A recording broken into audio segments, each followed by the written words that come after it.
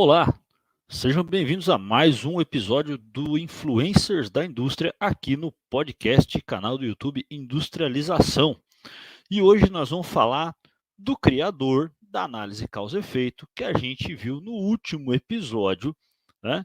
O Kaoru Ishikawa. Você sabe quem foi Kaoru Ishikawa? Você sabe o que mais ele fez além do diagrama causa-efeito? Descubra comigo aí depois da vinheta.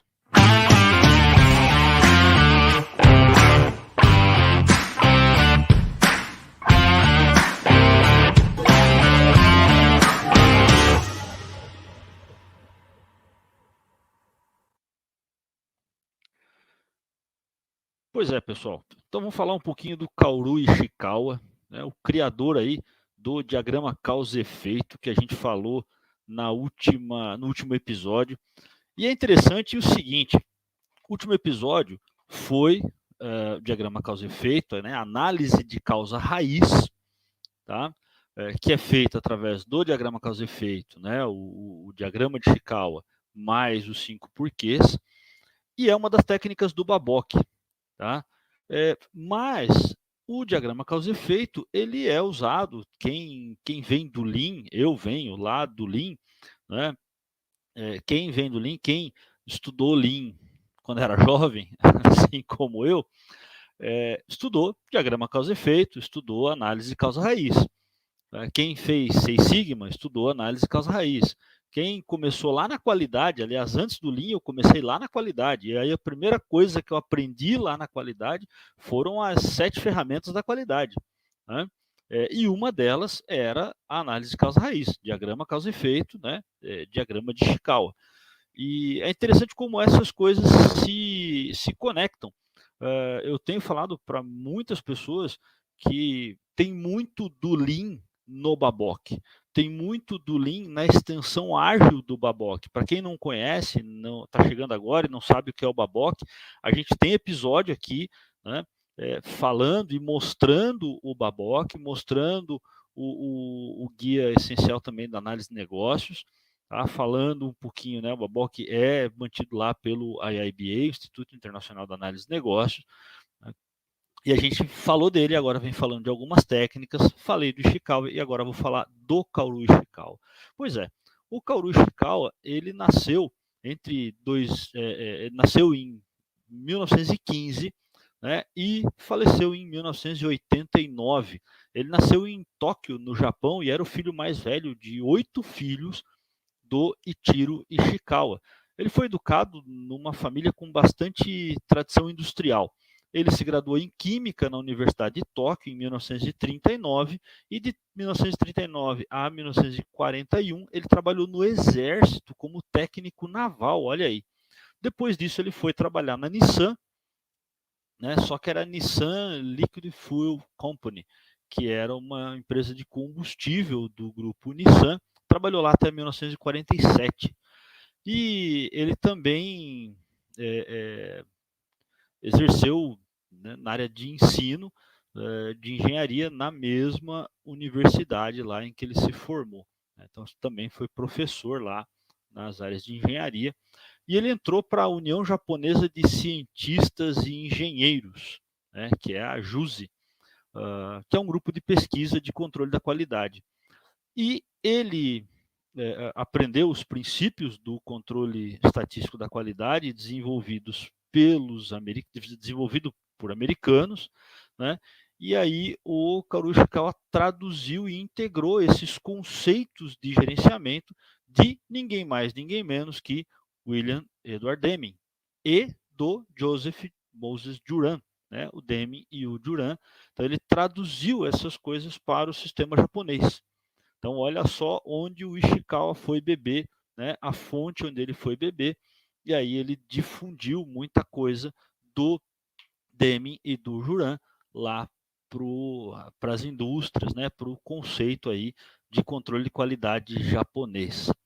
Né? Então, talvez a contribuição mais importante aí do Ishikawa foi o papel-chave dele no desenvolvimento de uma estratégia, né, apropriada para indústria japonesa da qualidade. Né? especificamente para a qualidade japonesa, voltado para o mercado japonês. E a característica japonesa é a participação ampla ali na qualidade, não só de cima para baixo, né, o top-down nas organizações, mas de forma horizontal, com a questão, né, do participativo, que sempre teve muito na cultura japonesa, onde todos poderiam parar uma linha de produção, dar opiniões. A gente já falou um pouquinho aqui sobre isso lá no livro A Máquina que Mudou o Mundo, que tem resumo aqui, já falamos isso em alguns outros episódios sobre Lean, né? E no final dos anos 1950 e início dos anos 1960, o Ishikawa desenvolveu cursos ali de controle de qualidade para executivos e gerentes. Então ele começou a dar esses cursos, ministrar esses cursos para executivos e gerentes, para que eles tivessem mais inteirados da qualidade. Lembra que a gente falou num episódio sobre Lean, sobre qualidade, sobre o Deming. Lá em algum desses episódios a gente já citou um pouco sobre isso, né? Que a qualidade ela tem que ser patrocinada pela alta gestão, senão não vai acontecer bem. E aí o Ishikawa começou a desenvolver e ministrar esses cursos para os gerentes, para os executivos. E ele ajudou no lançamento da Conferência Anual do Controle da Qualidade para gerências, né, e diretorias, para gerentes e diretores, lá em 1963. Né? E ele introduziu o conceito do círculo da qualidade, que são aquelas reuniões que funcionários de todos os níveis da organização fazem com o objetivo de resolver problemas de qualidade, com o objetivo de criar ideias de melhorias de processos, melhorias da qualidade, redução de custo. Quem conhece aqui os CCQs, né, os círculos de controle da qualidade, sabe do que eu estou falando. Né? Os CCQs são um movimento incrível que acontece nas empresas que prezam por isso, né, por essa melhoria contínua, onde pessoas de todos os níveis da organização trazem assim ideias fantásticas, fantásticas. Eu já participei de grupos de CCQ lá atrás, já visitei muitas mostras, né, muitas feiras de empresas onde os funcionários fizeram exposições mostrando as melhorias que eles promoveram, e eu já presenciei, gente, melhorias de processo, de qualidade realizadas por operadores de produção, né, pelas pessoas que realizam a produção de fato, com ou sem ajuda de engenheiros, tá? Mas já presenciei melhorias por essas pessoas da base, da fábrica, e sem ajuda de engenheiro, que economizaram aí alguns milhões de dólares ou milhões de reais, e alguns projetos ainda mais simples, mas que já economizaram aí centenas de milhares de reais em redução de perdas, em redução de custos, em redução de refugos, de problemas, em ganhos de produtividade. O círculo de controle de qualidade é um conceito incrível, tá? E ele criou aí o diagrama de causa e efeito em 1943, conhecido como diagrama de Ishikawa, né, ou análise causa-efeito, que a gente falou no último episódio aqui, trazendo o que o Babok mostra ali sobre o Ishikawa e os 5 porquês. Né? E a melhor contribuição do diagrama de Ishikawa foi isso, fornecer uma ferramenta muito legal, poderosa, porque ela pode ser facilmente utilizada por pessoas que não são especialistas, né, para analisar e resolver problema. Nessa análise, essas pessoas vão procurar os especialistas naqueles fatores que eles estão analisando. Então, a gente falou um pouco lá no episódio. Né? E aí,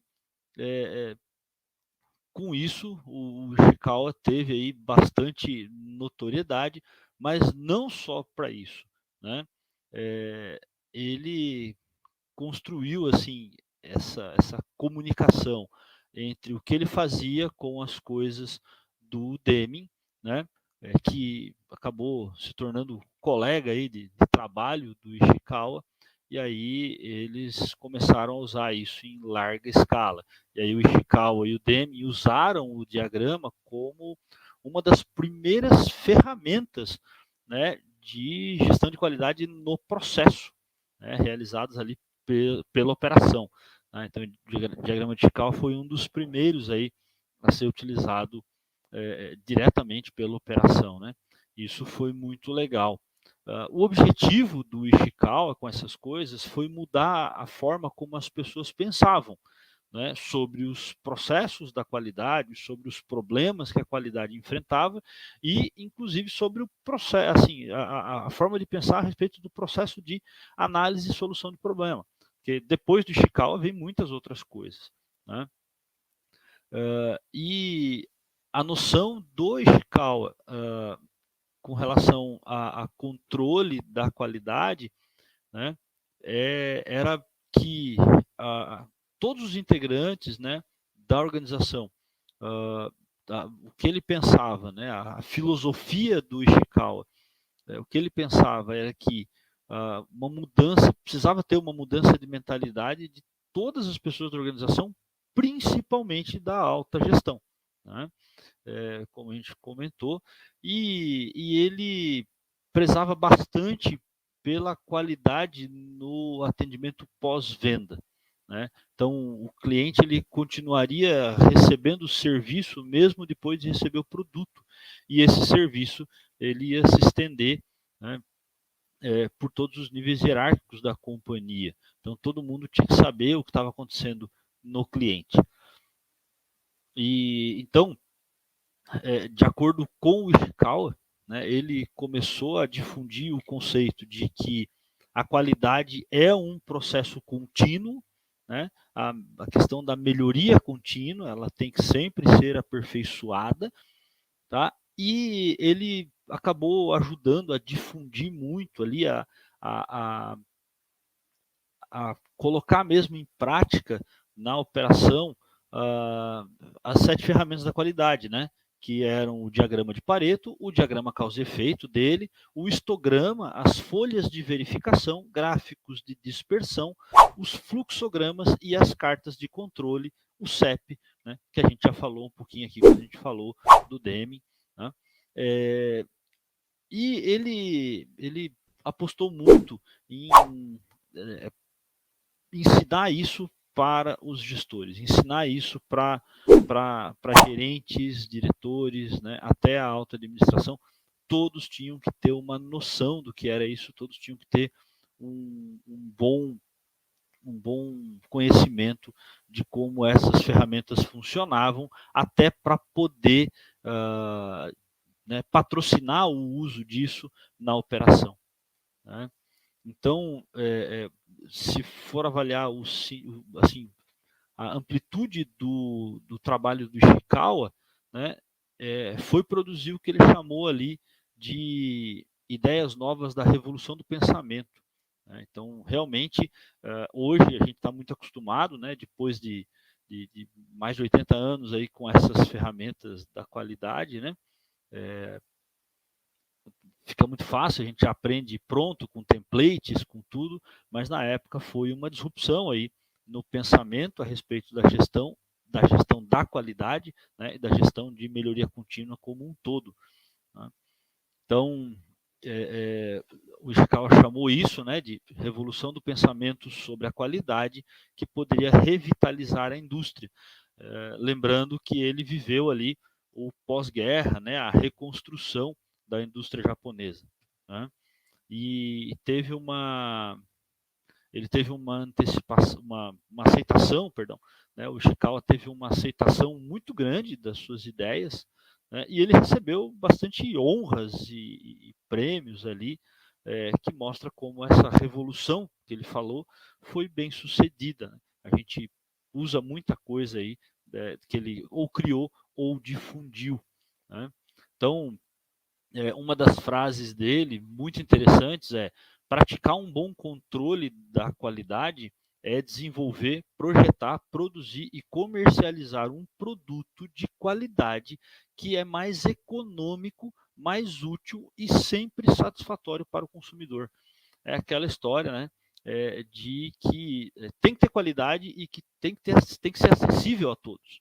Né? Tem que satisfazer as necessidades do cliente.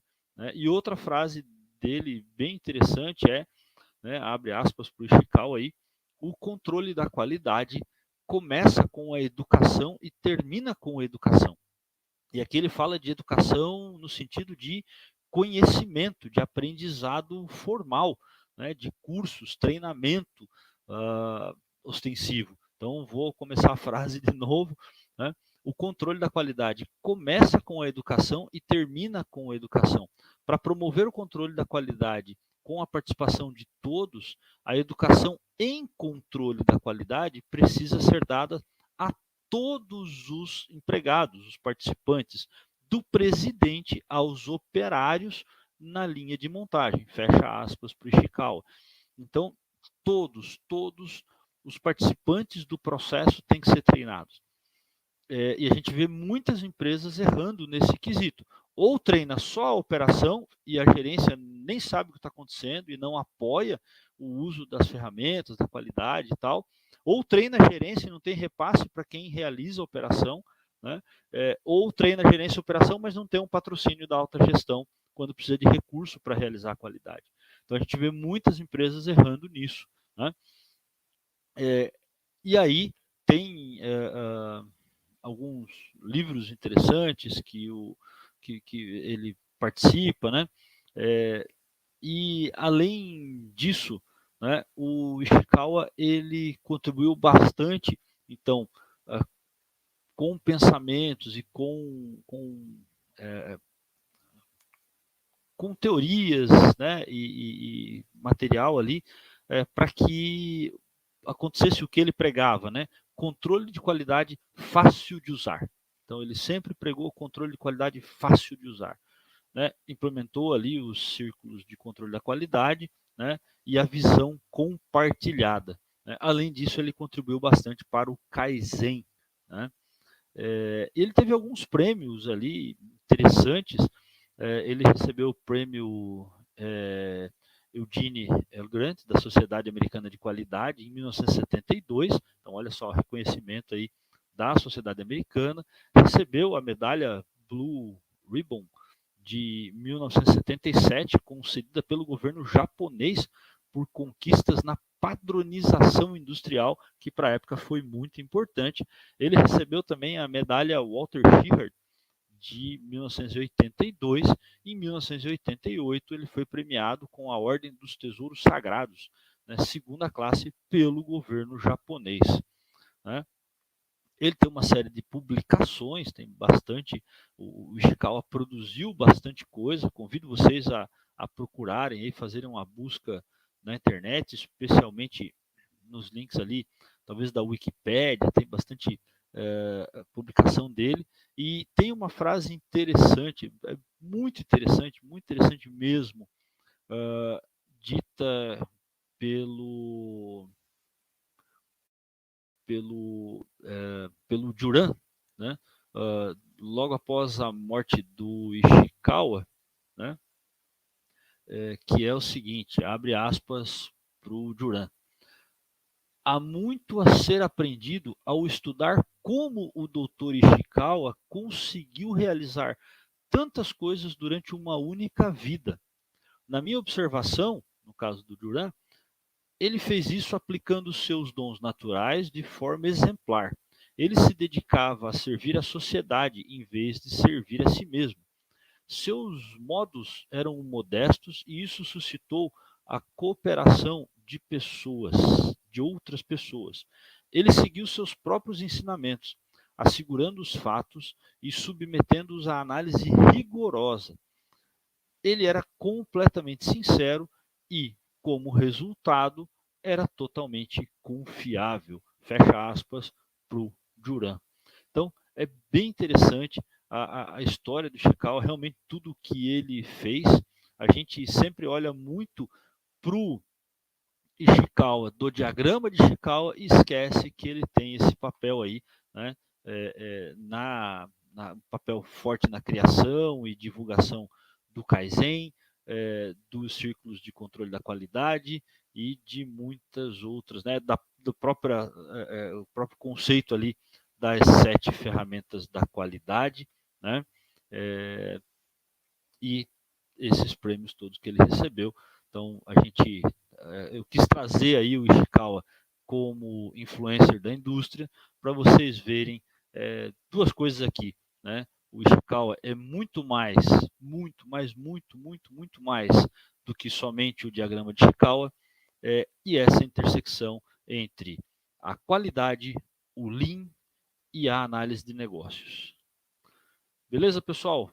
Muito obrigado a todos, muito obrigado por terem ficado comigo até aqui.